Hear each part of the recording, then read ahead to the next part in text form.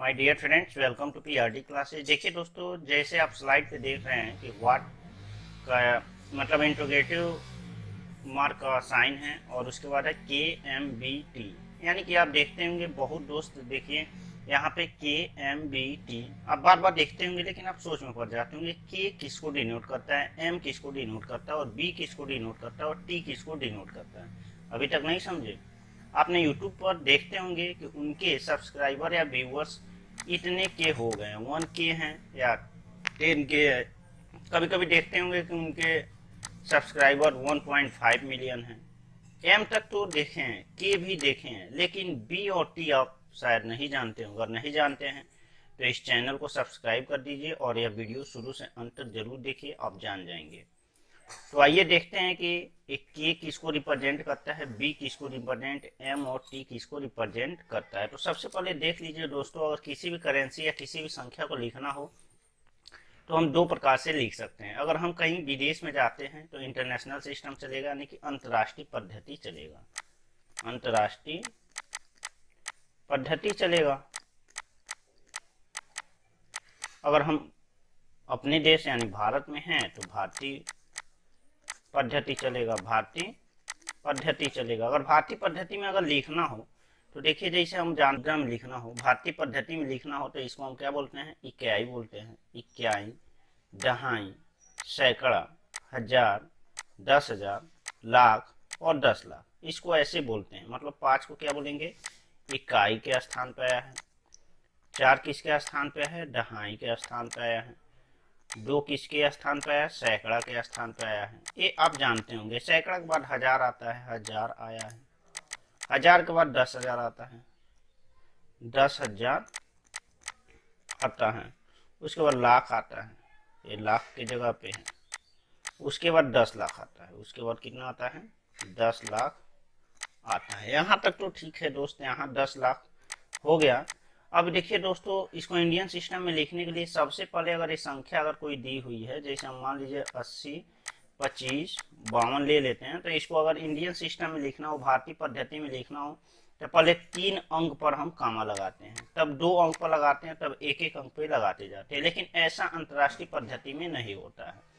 अंतर्राष्ट्रीय पद्धति यानी इंटरनेशनल सिस्टम यानी कहें तो इंग्लिश मीडियम में हम इसको वंस बोलते हैं, इसको टेंस बोलते हैं, इसको हंड्रेड्स बोलेंगे, इसको थाउजेंड्स बोलेंगे, इसको 10,000 बोलेंगे। इसको अब देखिए दोस्तों, 10,000 के बाद लाख आता है, तो इसको हम लाख नहीं बोलेंगे, 100,000 बोलेंगे, 100,000 बोलेंगे, 100,000 बोलेंगे। और जब 10 लाख आता है उसी को हम मिलियन बोलते हैं। 10 लाख को क्या बोलते हैं, मिलियन बोलते हैं। 10 लाख को मिलियन बोलते हैं। तो देखिए दोस्तों, यही है दोनों में अंतर। अब यहाँ पे इंटरनेशनल सिस्टम में अगर किसी नंबर को लिखना है, मान लीजिए वही लिखें 80 मतलब 80, 25, 52 को अगर इंटरनेशनल सिस्टम में लिखें तो देखिए दोस्तों, 3 अंक पे कामा लगाना होता है। मतलब एक कामा यहाँ पे लगेगा और इसके बाद एक कामा यहाँ पे लगता है और कोई संख्या होती है। शायद इतना बात आपको समझ में आ गई। तो आइए अब देखते हैं कि के क्या है, एम क्या है, बी क्या है, टी क्या है। बी एम तो आप देख चुके हैं। अब देखिए दोस्तों, के मतलब होता है किलो। के मतलब क्या होता है, किलो होता है। के फॉर किलो होता है, यानी कि 1 किलो इक्वल टू 1000 होता है। 1 किलो इक्वल टू कितना होता है, 1000 होता है। और 1000 को अगर हम लिखें तो 10 पर 3 घात होगा।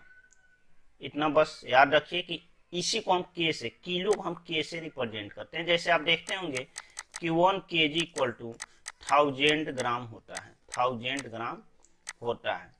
जैसे 1 किलोमीटर भी आप देखते हैं, 1 किलोमीटर इक्वल टू 1000 मीटर होता है, 1000 मीटर होता है। देखिए दोस्तों, यहाँ पे के के बाद एम लगा है, तो एम किसको रिप्रेजेंट कर रहा है, मीटर को, और के कर रहा है किलोमीटर को। जैसे जी फॉर ग्राम हो गया और के फॉर 1000 हो गया। आप इतना समझ गए कि 1 किलो में 1000 होता है, 1 किलो बराबर 1000 होता है। अब देखिए मिलियन की बात करें तो मिलियन को हम 10 लाख बोलते हैं, यानी कि मिलियन बराबर क्या, मिलियन को हम क्या बोलते हैं, 10 लाख बोलते हैं, 10 लाख बोलते हैं। 10 लाख को 1 मिलियन हम कहते हैं, 1 मिलियन। और 10 लाख में कुल कितने जीरो, 6 जीरो होता है, कुल 6 जीरो होता है। और मिलियन के बाद दोस्तों बिलियन आता है, बिलियन आता है। तो देखिए यहाँ से अगर पढ़े इंडियन सिस्टम में तो इकाई, दहाई, सैकड़ा, हजार, 10,000, लाख, 10 लाख, करोड़, 10 करोड़, अरब। यानी कि 1 अरब को हम 1 बिलियन बोलते हैं। 1 अरब को हम क्या कहते हैं? 1 बिलियन कहते हैं। 1 अरब को 1 बिलियन कहते हैं।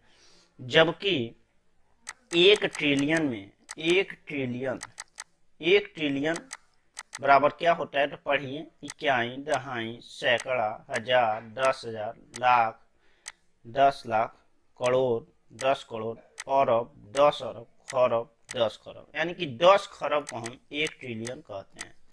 10 खरब को हम क्या कहते हैं? 1 ट्रिलियन कहते हैं। 10 खरब को हम क्या कहते हैं? 1 ट्रिलियन कहते हैं। देख लीजिए एक बार और, मिलियन। अब देखिए दोस्तों, इसको अगर हम शॉर्ट में लिखना चाहें तो आप आसानी से लिख सकते हैं, कुछ नहीं करना है। देखिए सबसे पहले लिखिए 1K के बाद क्या आता है? 1M आता है, उसके बाद 1B आता है, उसके बाद 1T आता है। ये B हो गया। अब इक्वल लिखिए, आप याद करना चाहते हैं तो याद कर लीजिए। 10 पर पहले 3 घात लिखिए और 3 घाट आप बढ़ाते जाइए। आप 3 घाट क्या कीजिए? बढ़ाते जाइए। मतलब K के बाद M, बस आपको ये सीरीज याद करना है, KMBT। KMBT मतलब किलो, मिलियन, बिलियन और ट्रिलियन।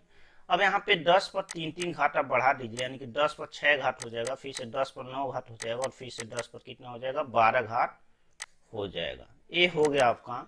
इतनी बात आपको समझ में आ गई होगी। K for kilo, M for million, B for billion और T फॉर ट्रिलियन। आपको इतनी बात समझ में आ गई होगी। अब आज से आपको कभी ये सताएगा नहीं कि K क्या है, M क्या है, B क्या है और T क्या है। यानी कि एक K में कितने होते हैं, एक B में कितने होते हैं, एक M में कितने होते हैं, एक T में कितने होते हैं। अगर आपको ये वीडियो समझ में आ जाए तो इस चैनल को सब्सक्राइब कर दीजिए और अधिक से अधिक शेयर कीजिए। धन्यवाद दोस्तों।